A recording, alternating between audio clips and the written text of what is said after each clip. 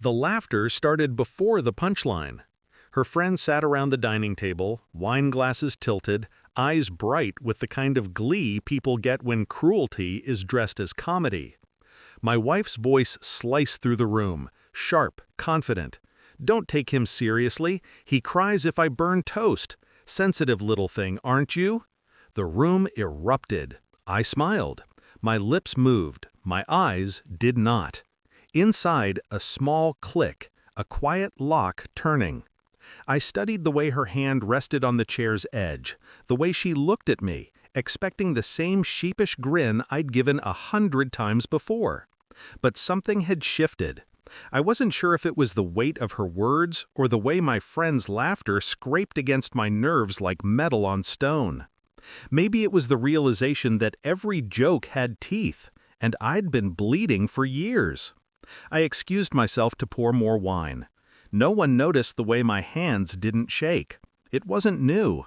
The jabs about my clothes, my job, my quietness, the playful insults that landed like stones in water, soft on the surface, heavy beneath. "You're too sensitive," she'd say. "Learn to take a joke." And I did. For years I swallowed the sting, let the laughter settle like dust on furniture that never got cleaned. But that night, while her friends clinked glasses and smirked, I felt something precise and cold slide into place. Not rage, not even hurt, strategy. I remembered every remark she'd made in public. Her cooking disasters she blamed on me, her failed promotion she turned into a comedy routine about my lack of ambition, her driving, her spelling, the job she almost lost but pretended was secure. Each memory became a card in a deck. I began to shuffle. The first joke landed 2 days later. Breakfast, just the two of us. She burned the eggs again. I smiled. "Wow, impressive. I didn't know smoke could have flavor." She froze. "What?" "Just teasing," I said lightly. "Don't be sensitive." Her mouth tightened. A flicker in her eyes. Confusion, maybe fear. I made sure to keep it small, gentle, like a whisper no one else could hear. But the next day, I joked about her driving, the way she swerved, how the brakes cried for mercy. At dinner with her parents, I mentioned her missed deadlines at work. "Just a joke," I added quickly. Her mother laughed. Her father frowned. My wife smiled too tightly. I watched the cracks form.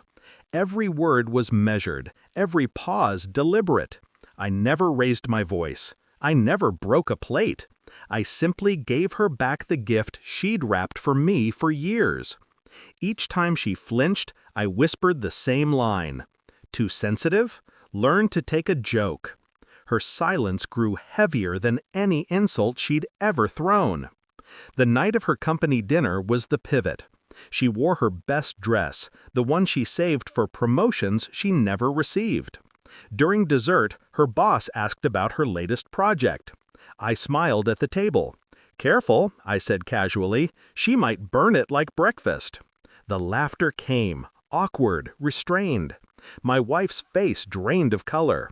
She stared at me, eyes wide, lips trembling just enough for me to see the fracture. Later, in the car, she whispered, "Why would you say that?" I turned to her slowly. "Why would you?" The silence between us pulsed like a living thing. That was the moment she understood. Every barb, every smirk, all of it returned, sharpened, and handed back with surgical precision. Her own weapon now in my hand. Weeks passed. The house grew quieter. Her laughter disappeared first, then her confidence. One evening, she tried to explain. "It was just teasing," she said. "I didn't mean—" I set my glass down. Neither did I.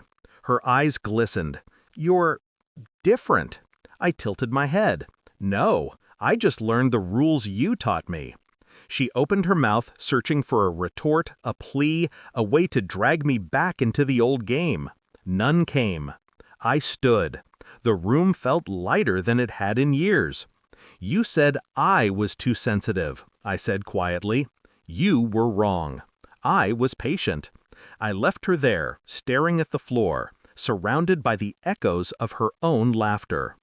I sleep better now, not because I won, because I stopped playing.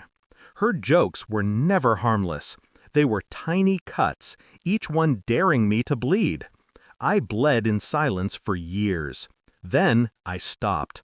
Not with screams or fists, with a mirror. She looks into it every day now. She doesn't like what she sees. I don't look back. Patience, I've learned, is sharper than cruelty, and silence, when timed correctly, is the loudest joke of all.